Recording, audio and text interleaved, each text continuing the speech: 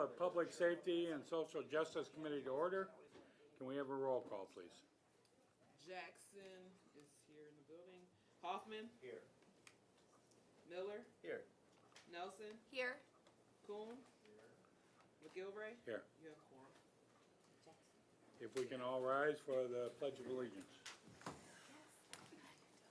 I pledge allegiance to the flag of the United States of America and to the republic for which it stands, one nation, under God, indivisible, with liberty and justice for all.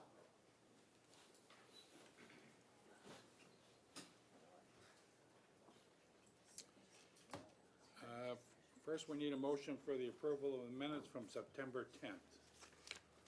Moved by Jackson, supported by Hoffman. Any discussion or corrections?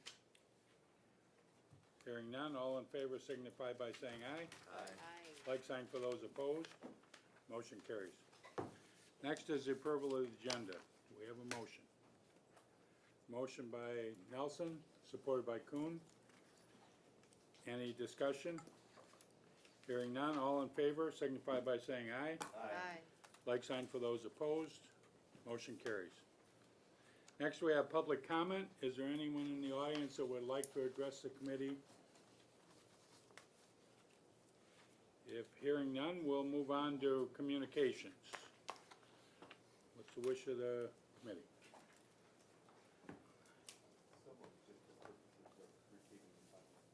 Moved by Kuhn, supported by Nelson.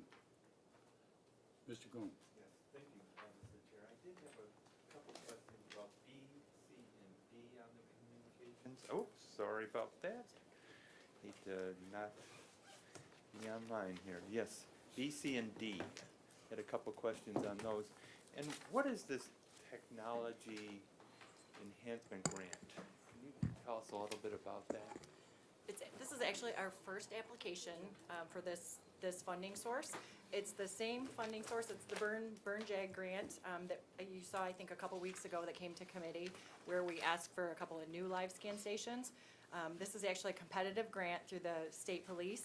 And so we had a project where we need to replace our existing live scan stations. So we thought this was a great opportunity to use this as a companion grant and apply for the replacement of those. Okay, do you have any idea on whether this is you're likely to get anything out of this? We are hopeful. Like I said, it's our first time. It's a competitive grant. We have a letter of support from Congresswoman Slotkin, so I'm hoping that maybe gives us a little extra help. But we didn't have a funding source for this project, and it was something that we needed to do anyway, so we thought we'd give it a shot and attempt to get the funding through grant funding. So now, will this replace all your live scan stations? Yes, it will get them all up to date. Okay, and you indicated that Microsoft has stopped servicing Windows 7, or they will shortly? January. This is Lieutenant Schneider, by the way, and Lieutenant Major Smith. I'm the IT liaison. In January, February, Microsoft's indicated they will not be servicing Windows 7 anymore. And so that becomes an issue, of course, for security patches and the like. Okay, and when you have these new stations up and at these various substations, is that available for other communities? Absolutely. These are countywide assets. We're spreading them out around the county in a fashion that makes them available to all our law enforcement partners. And of course, our substations, we'll have some here in the courthouse itself. This is clearly an asset to be used by all countywide law enforcement. Is this something that is widely used by all the countywide law enforcement? All the agencies in Oakland County are members of CLEMIS, and through CLEMIS, they all utilize the same fingerprinting machines, the same system that sends to the Michigan State Police. When you fingerprint somebody, it creates that criminal build for whatever offense they've committed, and it goes straight to the Michigan State Police, but it originates at these machines and takes off from there. Okay, so it'll be used by all the police departments? Yes, the all of them, county. Michigan State Police can come to any one of them, and there's a variety of other agencies that frequently stop at substations or at our jail or anywhere else and utilize them. There's actually a drop-down screen, because we're all CLEMIS members. I technically could go to Roseville, for example, which isn't even in this county, and it is a CLEMIS member. I could go and hit the drop-down and pick Oakland County Sheriff, and I could print there, and so vice versa. And so anybody in this county, out of this county, troopers, et cetera, that are in the CLEMIS consortium can utilize any of those machines. Any of those locations. Okay, well, great. And how many communities are in Clemens again? Uh, Quite a few, isn't it? Right now, there's 10 counties and I think close to 140 agencies. Okay. And there were a couple other questions I had. So how does this interact with your JAG grant that you've already done? Is that, Well, the JAG is the original one that you saw a couple weeks ago. That's a formula grant. That's direct funds from the feds. So we Okay. know what the amount is. So that's why we wanted to do to expand our program and enhance what we're already doing, because that's guaranteed money, where this is competitive dollars. So we're just looking at it kind of as a companion. We thought, oh, it was a great opportunity to get the whole project funded. will we be able to fund it without that grant? Well, we'll probably come back to you Ah. and you'll see it at a later date. So we're hoping to not have to go that route and hoping to get grant funding to cover the whole project. All right, and on the next item, which is the net grant application, are all these positions already funded? Is this just an ongoing funding Yes. thing? Mhm. And the next item, which is the shooting range, have you guys gotten grants from this source before? No.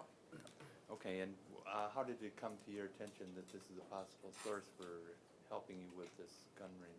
I believe one of our sergeants found this. They're looking for, obviously our range, I think, when you saw the sheriff's budget hearing presentation, our range is out of date. It was built when the jail was built back in the early 70s. So obviously we'd like a state-of-the-art training center, but at this point in time, they want to do some modifications to it. It's really rare to find capital grants, and then this one was actually, a rare one that would offer capital improvement options, and so that's why they pursued it. So as far as funding this improvement otherwise, are you able to fund it otherwise? I mean, I think At this we've point? looked at making changes. It probably isn't at the top of our priority list for capital improvements, but since this funding was available for this exact source, then we thought we'd pursue it. They're all very minor improvements. I wouldn't label them as critical to us at this point in time. For the especially- shooting range? Yeah, but especially if there's a chance that we're gonna move forward with a new facility. But since the grant was out there, we made a decision to apply and see what happens. We don't have high expectations of being awarded the grant. Okay. All right, thank you, sir. Thank you, everyone. Mr. Hoffman? What is the dollar amount that you're applying for the NRA? $143,267. Is that any kind of match, or is it just? No, it's just straight capital improvement dollars, and so that's why it was, hopefully a win-win for us if it happens, because they are modifications that enhancements that would be Useful. useful and helpful for the range. Thank you and good luck. Well, Mr. Miller? Yes, the same thing on the range grant that you guys are looking for is, could you tell me about I believe it's on page 4, the award that they're asking for? And this, I don't know what this page the sign is on, but the signage, like, can you talk about that a little bit? where it says if this grant request is awarded? Is it, Award for them, I'm not sure if it's page 4, that's what I was reading through a lot of stuff last night. Are they asking for it, or did we just put it in our grant? Right. I think that's something the sergeant put in the grant Oh, to help induce them. I don't think it's a requirement. Okay, And that would have to go through the awards committee. He could put in a request for awards day, and it goes through a review committee. That's not an automatic. okay. And then what about the signage that, I think it involved placing a plaque down in that area of the range, acknowledging that some grant money was received. It's not an area of high traffic to the public. We do occasional tours down there, VIPs come in, but it's not like a lobby in the main part of the jail or anything like that. so besides tours, public really wouldn't be using the range? No, this is not a public range. Okay. Any further questions? Hearing none, do we have a motion? We made a motion. Oh, that's right, we did. All in favor signify by saying aye. Aye. Like sign for those opposed. Motion carries.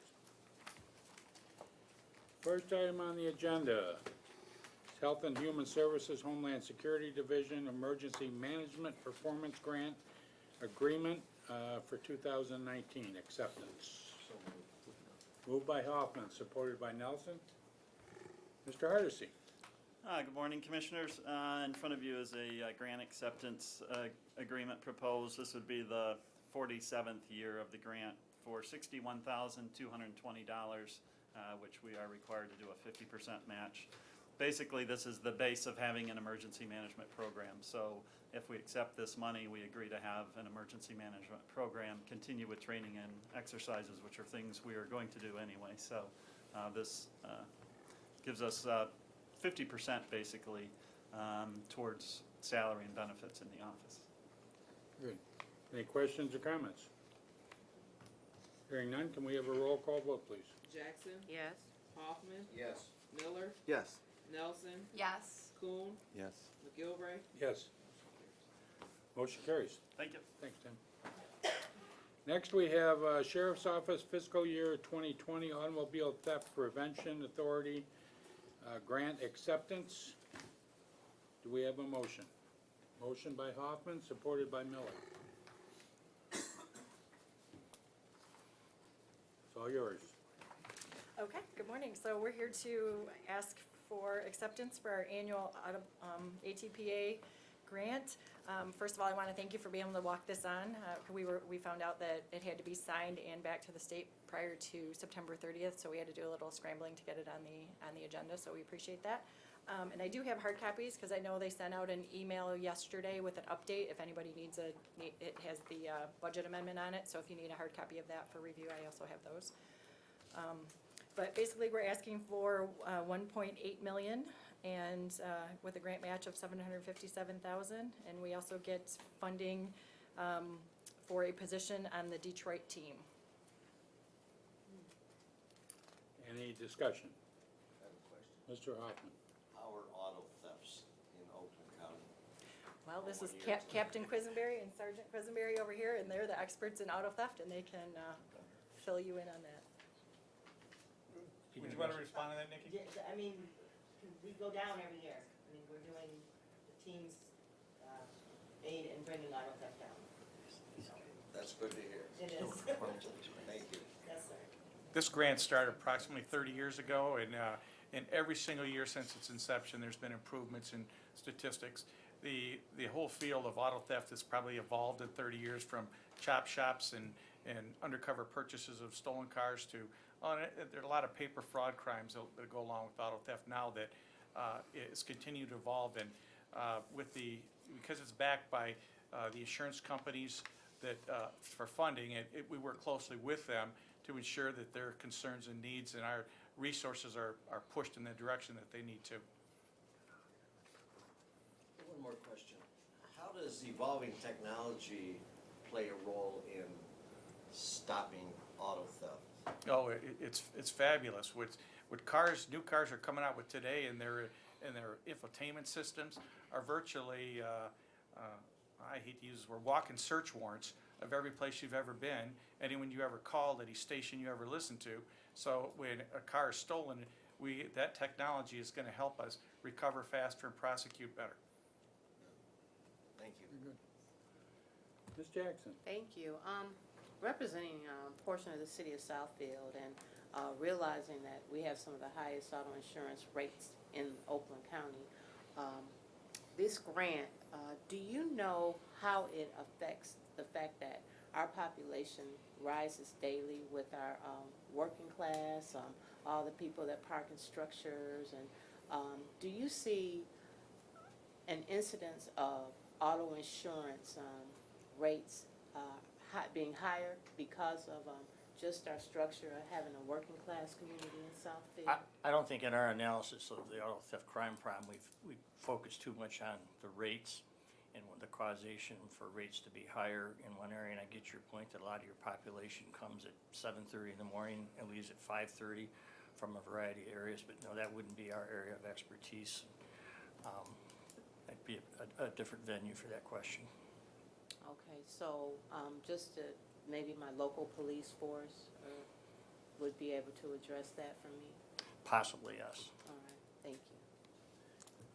Any further discussion? Mr. Coon? Thank you, Mr. Chair. In this letter, it indicates that the ATPA board has issued a one-time 60/40 funding match. Can you tell us a little bit about that? Yes, normally it's 50/50, and so this year they decided, I'm guessing they had additional money, and so they went with the 60/40. So that's to our benefit that our match is a little bit less this year. Okay, great, thank you. Any further questions or discussion? Hearing none, can we have a roll call vote, please? Hoffman, Yes. Miller, Yes. Nelson, Yes. Kuhn, Yes. Jackson. Yes. McGilvray. Yes. Motion carries. Motion carries. Thank you. Next, we have Sheriff's Office contract extension with Haven to provide services to victims of sexual assault through the Safe Therapeutic Assault Response Team. Do we have a motion? Motion by Nelson. Supported by Jackson. Yes, I'm sorry. It's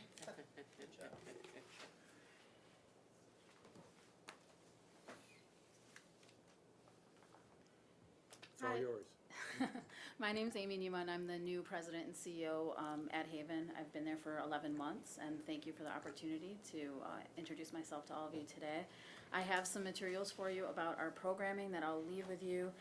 The funding that we are, the continuation that we're asking for today, year to date has allowed us to provide 166 forensic nurse exams to survivors of sexual abuse in the county. And that includes 42 kids and 47 cases of strangulation.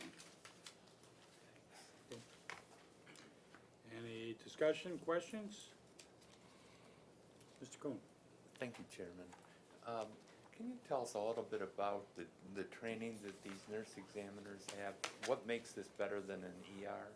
Oh, absolutely. So we, the nurses that we have are certified sexual assault nurse examiners. So apart from the training that they get to become nurses, they have to get an additional regular ongoing training in forensic nurse exams, and then 2 years of hands-on training in doing these exams before they become fully certified. And how does the process work? How do you get contacted, and how do you contact, are the nurses on call for you? Yeah, we have a combination of staff nurses and nurses who are on call. We have 1.5 staff nurses who are available, and then on evenings, weekends, and off hours, we have on-call nurses. And typically, we get calls in partnership with the police, contact us with a survivor, and help coordinate transportation. And you indicated you've had 166 exams this year. Statistically, is this increasing, decreasing, or is it pretty much the same as past years? There's a little bit of an uptick. Where we're seeing most of the increase is in our strangulation exams. So that is something that is new to us, though. That's why we're seeing it. We last year did a training on strangulation and the lethality involved in strangulation cases, and why it was important to get a forensic exam in those cases. And so that is where we've seen the greatest uptick. And so, if I understand you, these aren't people who are already dead. They're people who have been subjected to strangulation but have lived through it. That's exactly right, yes. Okay. I can tell you, Commissioner, that law enforcement, the Sheriff's Office in particular, we rely on the professionals at Haven for the follow-up on these complicated cases, and it takes a lot of specialization. The prosecutor has special prosecutors trained in it. We do extensive training for the deputies, and when we encounter one at the street level, one of our first calls is to alert the Haven that we have a survivor and a victim, and we're either bringing them in or making arrangements to get them there to capture the forensic information in a professional and sympathetic manner. The courts expect it, and these cases are getting more and more complicated to prosecute. And I'm currently involved in an administrative review of one that may have gotten off track, and it's just reminded me how specialized this type of investigation has become. Well, certainly thank Haven and the Sheriff's Department for your work on this. It's certainly a critical area for our community. Thank you for your Thank you. support.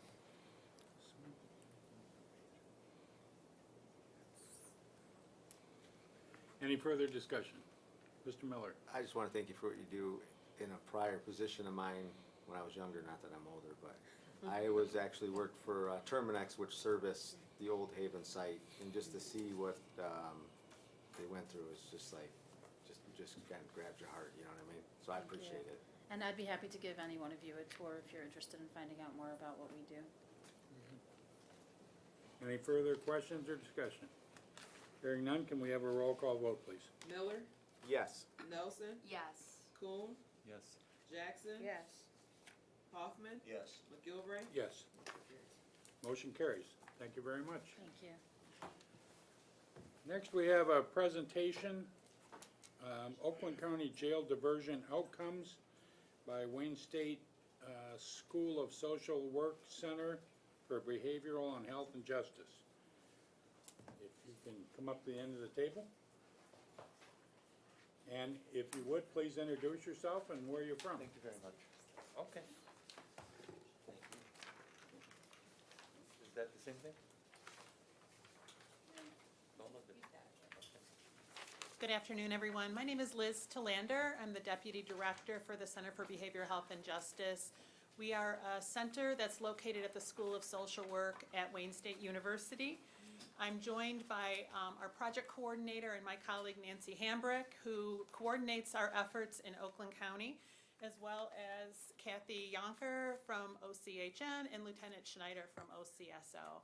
So I wanted to provide you with a little bit of history on our involvement with Oakland County, and our goal today is to really share with you some very positive outcomes that have been achieved in Oakland County that we are aware of through our partnership with some of your key stakeholders here. So the Center for Behavioral Health and Justice is a center of excellence located at Wayne State University, and we focus on this intersection of criminal justice, mental health, and substance use. And we partner with state and county level stakeholders to provide research, analysis, and technical assistance to improve diversion efforts of those with mental illness or substance use concerns from the local criminal justice system into appropriate treatment. Our history with Oakland County goes back to 2015 when OCHN, Oakland Community Health Network, received a grant from MDHHS, Michigan Department of Health and Human Services, through the Mental Health Diversion Council. And this has been an ongoing jail diversion pilot program that has been funded since 2015 that required a collaboration between OCHN and OCSO. So we have been working with key stakeholders here in this community on this jail diversion pilot program, which includes crisis intervention team training, or CIT as we call it, as well as a program that's operating in your jail and moving individuals back into the community called REACH. In 2018, our scope in Oakland County expanded to include another program called MyRep, which is Michigan Reentry Project, And this program focuses on individuals, men and women, coming out of Women's Huron Valley, the state prison in Ypsilanti, or the Detroit Reentry Center, who have identified opioid disorders and or co-occurring mental health disorders. And so the program provides wraparound services for individuals returning to Oakland County to help decrease those cravings. And we'll talk more about some of the outcomes associated there. So that's the kind of the overview and why we're here. We have enjoyed relationships with a number of stakeholders, and I really want to recognize those because none of the outcomes I'm going to talk about are possible without the heavy lifting and hard work of our Oakland County stakeholders.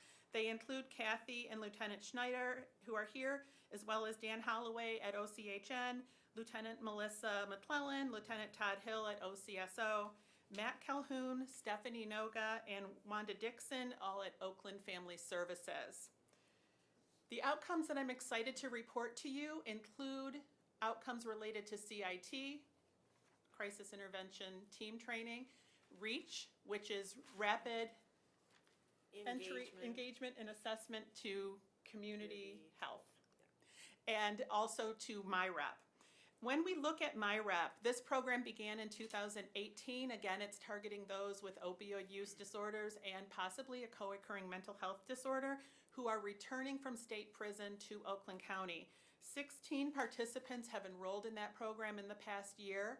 They have received 147 services. So these are wraparound services from therapy to group therapy to housing referrals, employment referrals, so on and so forth.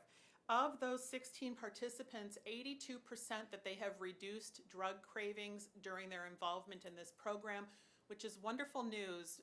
Anyone who has followed the opioid epidemic knows the grip that that drug has on individuals. So this is a very positive outcome on a very new program in your county. When we focus on jail diversion and talk about the REACH program, this involves a coordinator who's working within the Oakland County Jail and identifying individuals who qualify for CMH services but who are not yet engaged in those services. During the first 2 years of the program, the coordinator made contact with 300 individuals and connected them to CMH services prior to their release from the jail. 68% of those who connected with her in the jail followed up and received mental health treatment post-release. This compares to 16% of those who were receiving treatment prior to that intervention.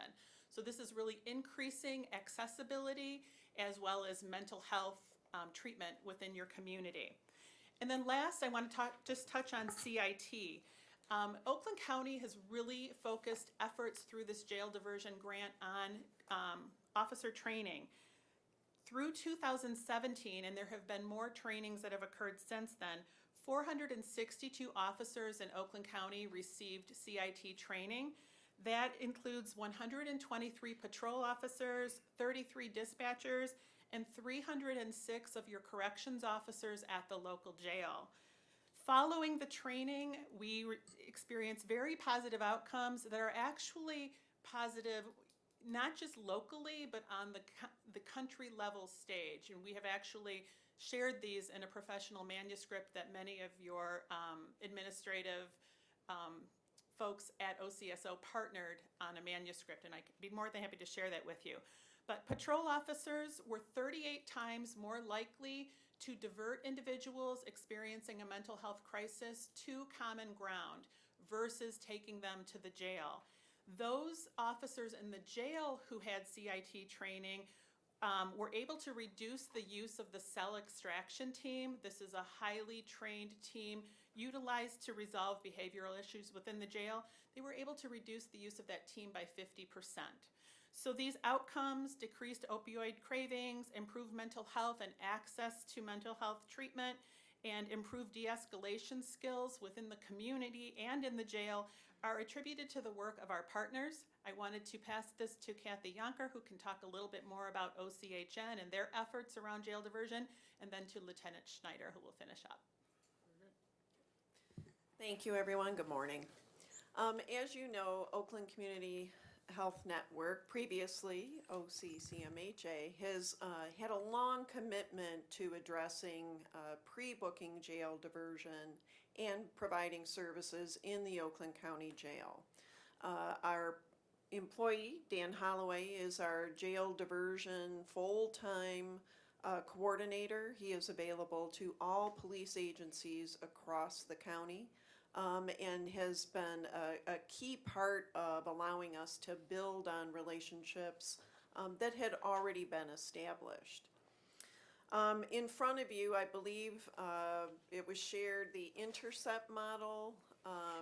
This is a framework that is being used really nationally for communities to take a look at how do we build those points where we can intervene and create a different path for individuals who are either headed into or deeper into the criminal justice system. So we have been taking a look at each of those intercept points.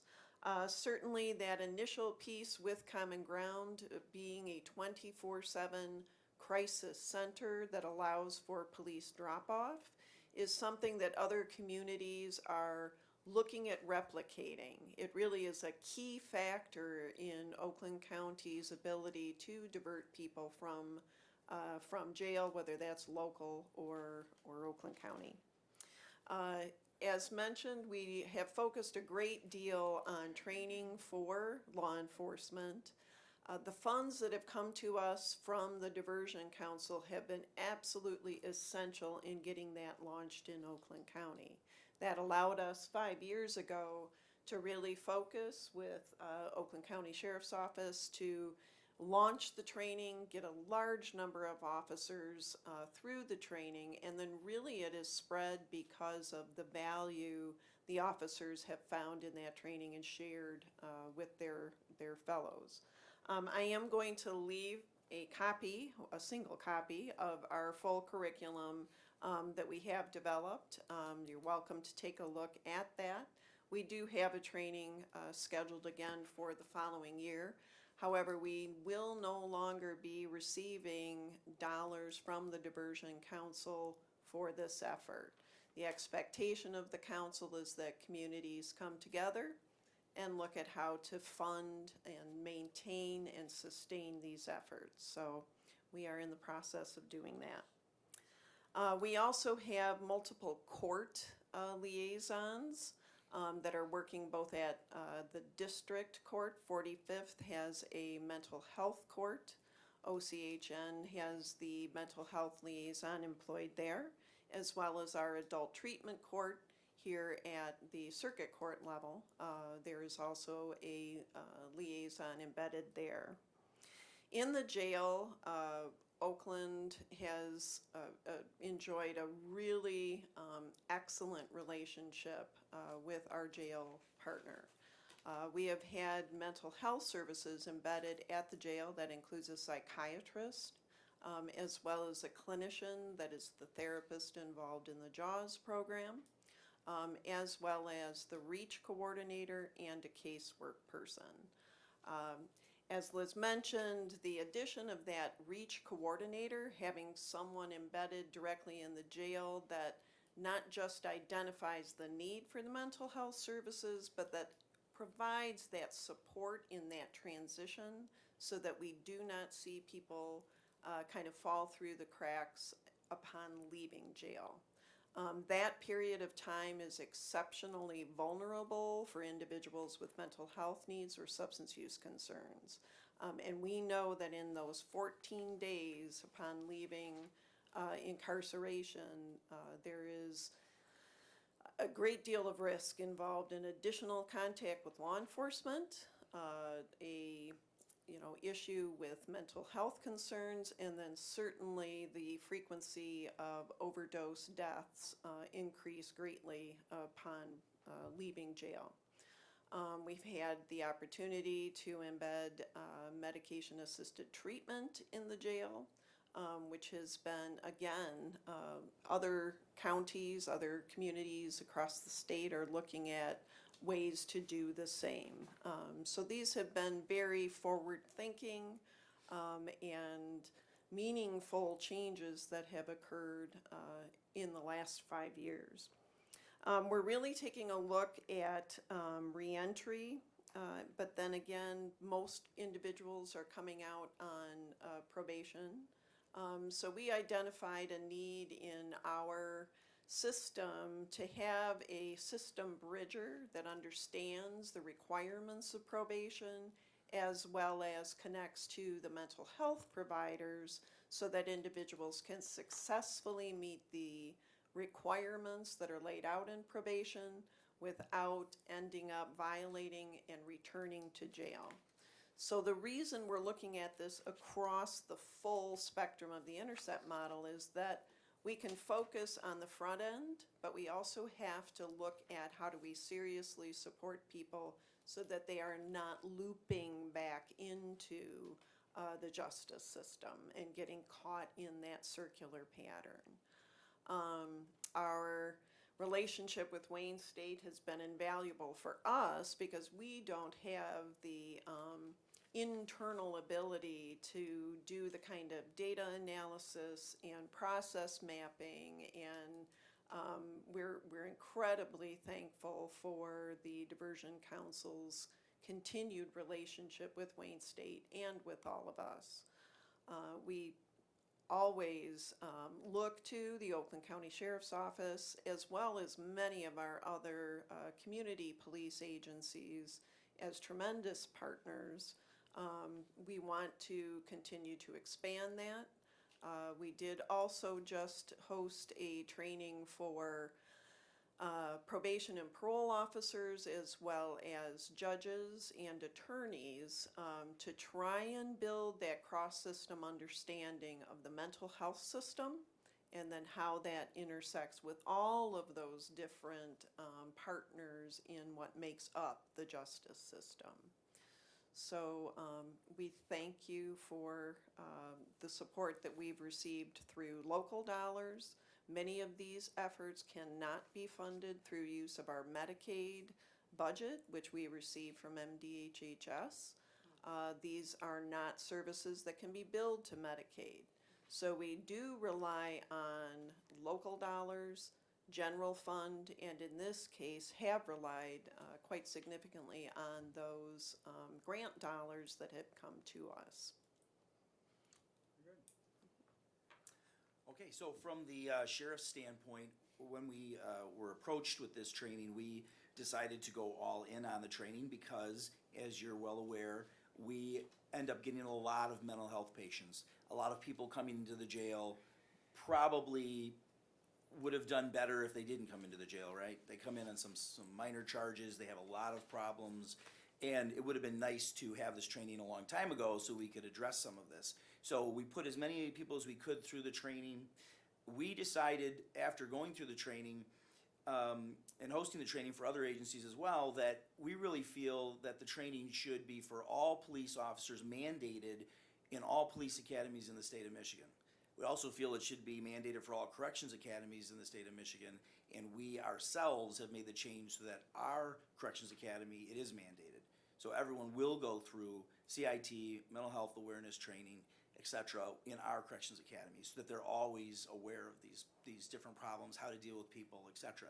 One of the things that we have found, and I know this simply myself because I'm in charge of reporting to the state and the FBI on all of our police reports, when you read police reports and you see the interaction between officers that have had the CIT training and those who have not, it's pretty clear.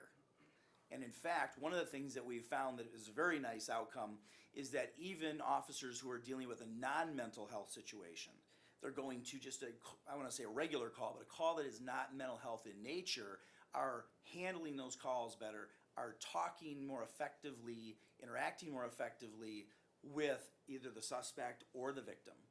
So they have more compassion, they're able to deal with people on a better level. So from our standpoint, we feel that this should be in all academies in the state, and I would say that it's probably, I don't think I'm overstating it when I say that it's probably one of the best tools, if you will, that we've had in 20, 30 years. Taser was a great thing for us because suddenly you had something else in your belt and you just didn't have a gun, right? Or you didn't have a stick. You could do something where you were going to do a less than lethal and you could come out of that without somebody dying. This is very similar, where people are able to go handle these calls and not get themselves in a serious problem. It's better officer safety, it's better safety for the victim, it's better safety for the suspect because they know how to talk to them. You know, this is my 24th year, so I know I've seen a lot of different interactions on the streets, and I can tell you that when you ask somebody to turn around and put their hands behind their back, whatever that order is, and they are not going to do it, that's not good.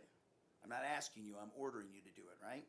Well, maybe there's a reason that they're not doing that. Maybe it's more than just they have a bad attitude. Maybe they're having a mental health crisis. And so this has really been instrumental in helping us. And we want to continue this as much as we can. We'll have to see what we can do with our training dollars, but as I said, all of our officers on the road, all of them should go through this training, and it's our feeling that all officers in Oakland County, speaking for Oakland County, should go through this training as well. I think the outcomes you'll see will be far-reaching, and one of the things that we talked about is, you know, there's litigation, right? We end up in litigation over certain interactions. Well, we can reduce a lot of that if we think before we act, if we talk to people in a different manner than maybe we originally did. When we realize that he's not or she's not just defying my order, she's having a serious problem. They're having a mental health breakdown. There's more to the story than just them, you know, being defiant, if you will. So that's been fabulous, and we just love this, and we think it's the best thing. Now, one of the things I wanted to tell you is the sheriff put me on the Major County Sheriffs of America committee, which he is part of, and so I've been traveling. I've been in LA, I've been in Houston, I've been in Washington DC, I was in Louisville, Kentucky, and I had conversations at a variety of these locations with some of their local agencies, some of their county sheriffs, etc. And I was amazed at how there is such a lack of mental health training and a lack of a response to people in crisis, which to me, maybe it's because we've been doing this for 5 years, just doesn't seem appropriate. Not to mention the fact that we can all turn on the news every day and there's somebody having a mental health crisis doing something wrong, right? So I had this conversation in Houston with this one vendor, and he came up to me and said, hey, you gotta talk to the chief of police, okay? We've been doing this great stuff here. You know what we're doing? We're giving officers iPads. And we have strategically vendors set up everywhere, therapists, psychiatrists, psychologists, etc. So there's always X amount of people on duty at any given time, and Houston's a big area, okay? So what we do is, when the officer runs into somebody he thinks is having a mental health crisis, he turns on the iPad and he calls, like a FaceTime, he calls the mental health professional, and they sit there on the side of the road and they try to determine, what do I do with this guy? What's the best course of action, etc., right? So they're going through all of this, and then we gotta figure out where to put the guy, and he says, what do you do? I said, well, our guys already have the training, so they just take him to Common Ground. And he's like, what is Common Ground? I said, oh yeah, it's this one place. Everybody goes there. You don't need an iPad, you don't need to talk to some therapist over here or anything. You just take everybody to Common Ground that's having a mental health crisis, and they handle it. And they were amazed. And they said, how do you do that? We want that. So just letting you know that Common Ground is awesome. And it is something you do not see all over the United States. And being in Houston, which is a massive, massive place, and by the way, they have money, right? Texas has got money. And I go to LA, and I'm in LA, and I'm like, listen to these guys, I'm like, you've gotta be kidding me, this is LA, right? They're not doing this stuff. They're not even close. So we are leaps and bounds above agencies all over this country, as a county, as an agency, with their support. It's been great. So we should feel proud of the fact that we have not only this program, which we need to continue on, but Common Ground in general, so that we can address these problems as they come up, and not just have people out in the wind or in the jail when they shouldn't be, or whatever the case may be, so. Very good. Mr. Otten? Thank you, Liz, Kathy, Nancy, and Lieutenant Schneider. And thank you for your dedication. It's nice to hear that Oakland County is taking the lead, as we do on many things in this county. We should all be proud of that. Is there any kind of intervention before they actually get into the jail? They might be in the court system, but they haven't been sentenced yet or something, because sometimes I see, and we're getting away from that, it sounds like, but I see where it's easy to lock people up, throw away the key, and you're doing things, I know, in the jail, because we recognize that. But is there anything we do before they actually get put in the jail, where they might prevent them from going to jail?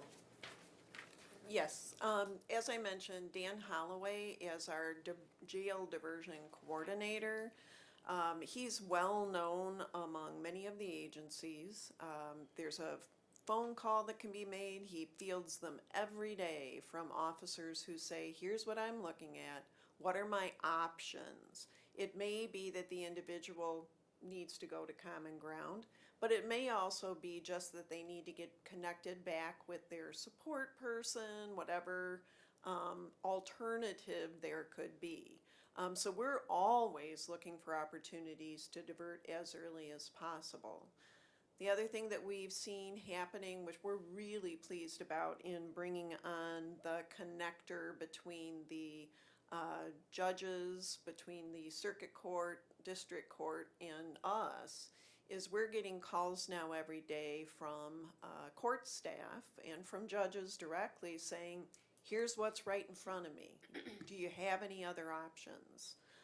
So we've established one district court in particular where we're literally dispatching a access screener, a person that will go evaluate the person and get them as connected to whatever supports are appropriate as early on as possible. So that's definitely where we want to have the greatest opportunity, is keep people out of the system completely. But that's not always possible. But we are looking for all those options. And I think our partners in law enforcement are doing the same. They're encountering the individual and looking for options other than pressing charges, other than incarceration. Thank you, I think that's very good, thank you. Any other questions? Kristen? Thank you for providing the information and overview. As a behavioral health provider myself, I know firsthand the importance of these services, so thank you so much. 2 questions. If an individual is in jail and they require medicine to be administered, how soon after they're booked do they receive access to that medication? And number 2, who administers the medication? We have the psychiatrist embedded at Oakland County Jail. So we do provide the access to medication. They're working closely, that is through a contract with Easter Seals. So that psychiatrist and therapist are actually under their employ, but our contract is with Easter Seals. They're working closely with the casework staff in the jail, who provide the referrals to them as they're identifying individuals with a mental health need. And then the clinic in the jail, separate operator, then is the one responsible for actually dispensing medication. We would like to see the access time to the psychiatrist improved. Right now, we're looking at 10 days, unless there's an urgent situation. And the casework staff in the jail, as well as the staff we have embedded there, are trying to really look at who do we need to get to that psychiatrist the soonest. So there is definitely a triage and kind of prioritization related to that. But we do know there are people that if they're in and out of the jail in a short period of time, never actually get in front of that psychiatrist. So if they're in and out in 5 to 7 days, they may or may not have received medication during that period. And we know that that alone can result in significant issues upon release. Absolutely. Right. That is a funding issue at this point. The contract we have with Easter Seals for those services, like, as I said, is all general and local dollars. Even the psychiatrist services cannot be billed to Medicaid for someone who is in incarceration. So we don't have that opportunity. If we were able to increase the funding for psychiatry specifically, we would be able to reduce the time between between booking and then seeing the psychiatrist. I think, As a- I'm sorry. If I could say something really Yeah, quick. absolutely. The program services through the sheriff's office has come up with a workaround for that. In the meantime, if someone comes in with meds and an existing prescription, there's something called an interim consent that they've done to access those meds immediately as a result of a lot of this work through jail diversion. So that until they can get in front of the psychiatrist, they can at least continue their prescription from the community within the jail through an agreement with the psychiatrist there as well. So there is a gap that's been filled as a result of this. However, if someone is not on meds and needs it, that's 10 days, for instance. Sure. And just to clarify, if I'm taken to jail, I can't bring my meds in, right? That has to. So what do you think with the information that you just provided? What do you think the duration? I hear could be 10 days If they outside tell of the that. booking officer, no, that they have a script outside of the program services, which is a sheriff's office employee in the jail, will go and access that and get it in until. So within that first 24 hours. Within 48 was there, 72 is the target, but the last I saw they were hitting it at 48. Sure. Which is, I've gotta tell you, I cover counties across the state, it's unheard of. Sure. to actually have that. Can we get you to join us at the table? I know you were, but you see, we televise these meetings and, and, Well, if I would have known that, then I would have just stayed in the hall. And then just, my last question is, what is the average caseload right now for, it sounds like there's one psychiatrist? So what is the average caseload for the one psychiatrist at Oakland County Jail? I don't know that we'd even call it a caseload. They come in contact with, I mean, they're prescribing for up to, say, 300 to 400 inmates at One a given time. psychiatrist. Correct. Right. Do you see a need for additional psychiatric support and Absolutely. services? Absolutely. Thank you. Very good. Any further questions? Mr. Kuhn? Thank you, Mr. Chair. Where is this restriction on Medicaid? Is this a state law? Is it a federal law?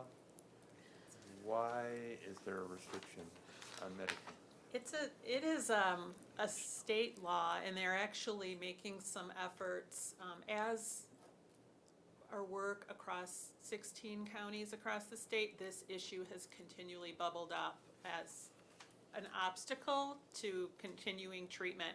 So at this time, the state is actually looking at a waiver that will at least allow individuals to be covered by Medicaid. I believe it's what they're trying to go 30 days pre-release, which would cover individuals who are in less than 30 days and at least kick into Medicaid 30 days pre-release for those who are in longer. So it is, it's definitely a state level issue that will cost money, so there's dollars attached to that policy, but we are pushing it because we also see the benefits of continuing treatment at lower levels versus allowing individuals to exit without access and spiking into higher need care. Right, well, of course, it costs dollars when they, have to come back because of all the problems or all those things. I know the county often takes stands on state legislation. To me, this would be a very high priority for us to take a stand on, in support of a waiver like this. The CIT training, is that what that booklet is? All right, so you're gonna provide that to staff so we can look through it? Absolutely. Yep. All right, great, thank you. And you mentioned a manuscript that you could make available to staff? Yes, I should have brought that with me, but I will share that back to our staff contact. And it was one of our first manuscripts with the sheriff as one of the co-authors, so we were really excited about that. Well, great, and I look forward to reviewing that. You mentioned that you have an access screener at a court.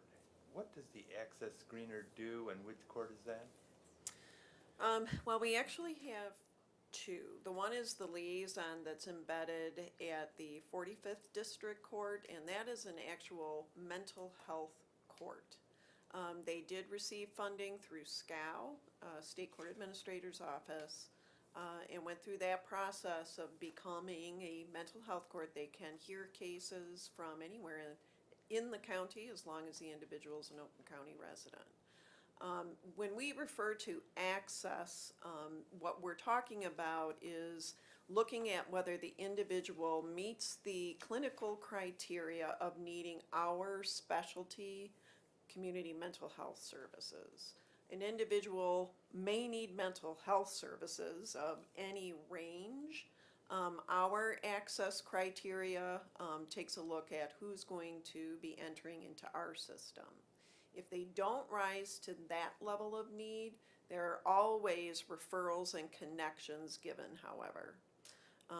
In these cases, the criteria for the mental health, that they do meet the need for our services and are willing to participate.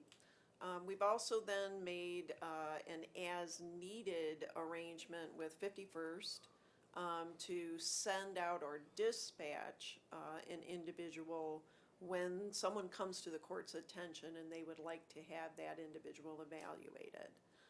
So we've been able to do that. I think we've only had this agreement for about 2 months, and we've sent that staff out 4 or 5 times. So to meet with individuals, get them connected to other services, and that, again, gives us a chance to intervene prior to formal action being taken. Well, thank you all for all that you do and for your presentation. Thank you. Appreciate it. Any further questions or discussion? Ms. Jackson? Thank you. I just want to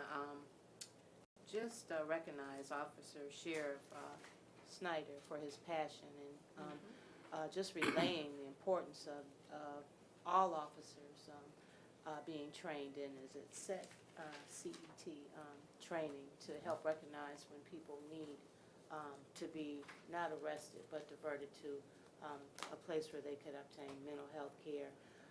It's a sad state of affairs to know that the prison and jail system is the #1 provider of mental health services.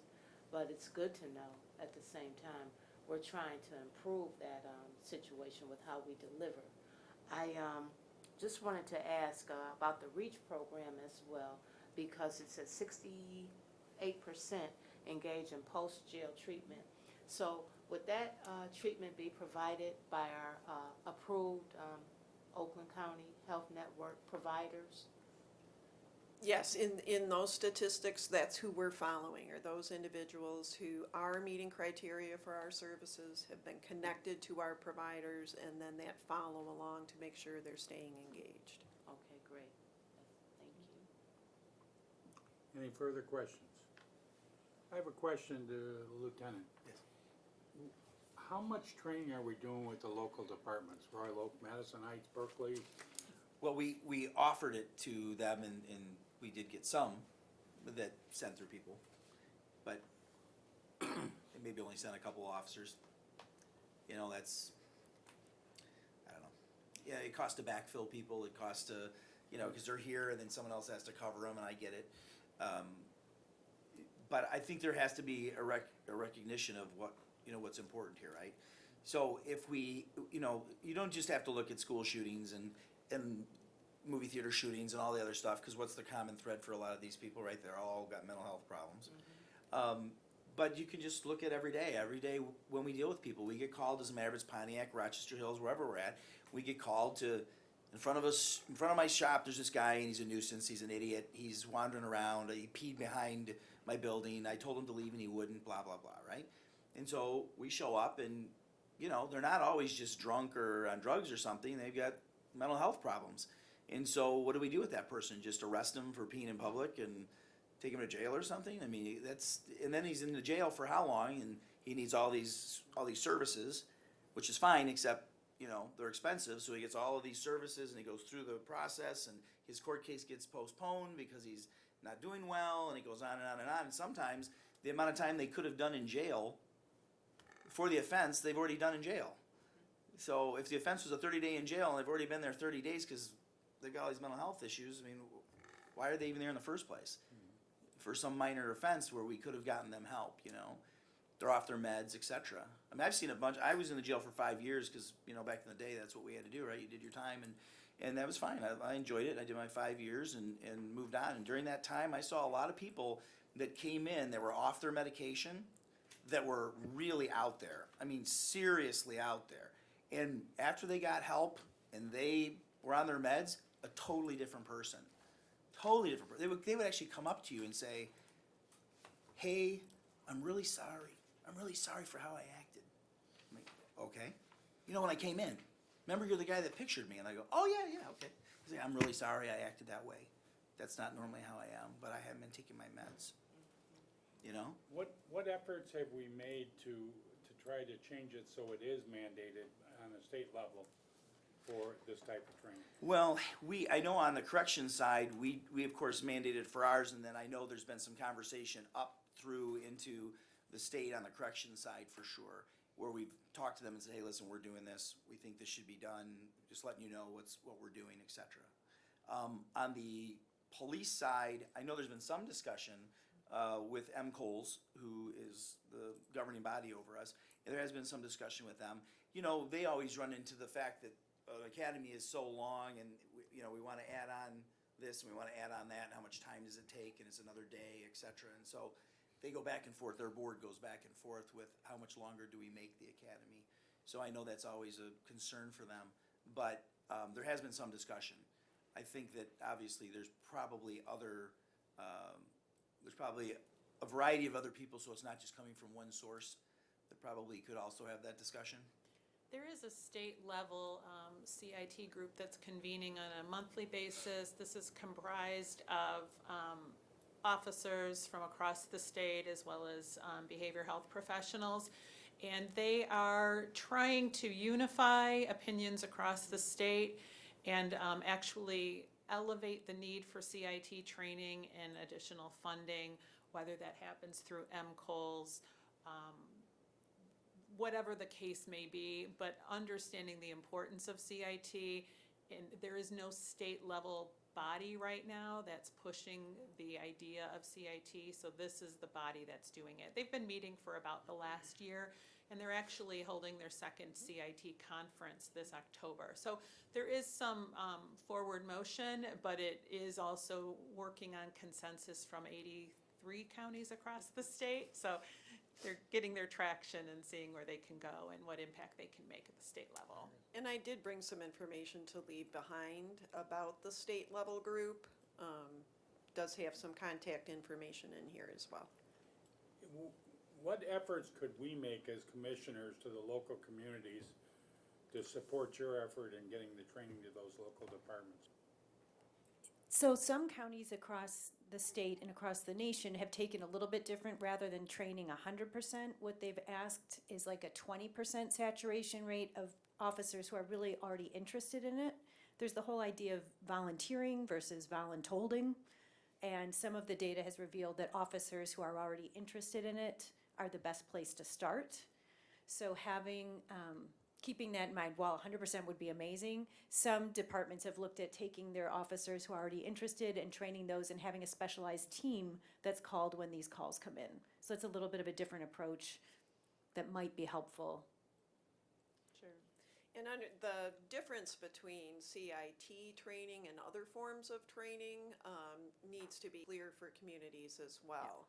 The CIT training is technically full 40 hours of training. Includes both classroom, but then the key element to that are the role play exercises, and the fact that it is led by law enforcement, but includes the engagement of all the community mental health providers to deliver that training. So it has to be, if you're following the national CIT model, it has to be the connection between law enforcement and that mental health, behavioral health system. It's not just about sharing information, it's about building understanding and relationship between two very different systems so that we can, in the day-to-day, work differently together. So that full 40 hours, for smaller communities, it is tough. It is tough to look at how do you backfill, how do you pay for someone to take on that kind of training. I will say over the course of the 5 years, we have seen many other communities begin to send more officers. So that's been encouraging, that it is definitely spreading.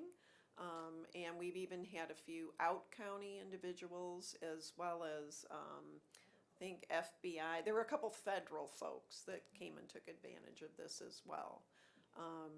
But it's definitely a partnership. It has to be done jointly between law enforcement and the mental health system. For communities that cannot free someone up for that 40-hour training, or if they're going to do 10% of their their staff, the other training that we do have available is mental health first aid for first responders. That is an 8-hour training, and at this stage, I believe we've trained over 250 officers from, I think we've hit 12 to 15 different communities across the county, because it is just that one day. It's not as intensive. This is a really highly specialized training, but it does give then the vast majority of officers a basic confidence in being able to interact with individuals. Very good. If I can say one more thing, I just met with people from Miami-Dade County in Florida who have a 100% saturation rate, and their nice outcome surprise was that their bond rating they got a discount because of the differences in lawsuits that came out of it. They saw officer-involved shootings go down hugely, and that was an unintended, lovely surprise that might interest you a little bit. Yeah, that's what I was trying to. One of the things I was trying, is that, if it doesn't get escalated, if I don't have to do something, if I don't have to do force, I mean, the force doesn't even have to be a weapon. I mean, you get into a scuffle with somebody, someone's getting hurt, you're gonna fall to the cement, you're gonna, something's gonna happen. Either I'm gonna get hurt or you're gonna get hurt, whatever. But the point is then you got workers' comp, and then you've got injuries to the suspect, you got all kinds of things that go on, it just becomes a nightmare. So the question becomes, even if we talk about the full week, right? How much does the full week cost you, and how does this lawsuit? So if this lawsuit is $2 million, you could have trained everybody. So, that's why we're doing it in our Corrections Academy.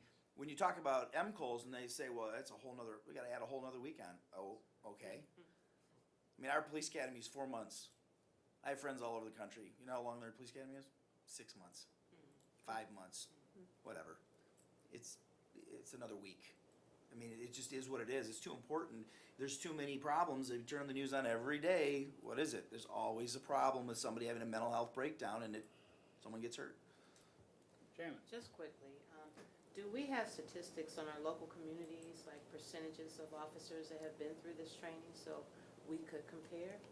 We can assemble that. We have a very good start on that. It needs a little bit of updating, but I'd be more than happy to pull that together for you. Okay, how could it could? If you can get that back to our Yep. staff, We can do that. and then Mr. Andrews will get it passed out to us. Absolutely, I'll do that.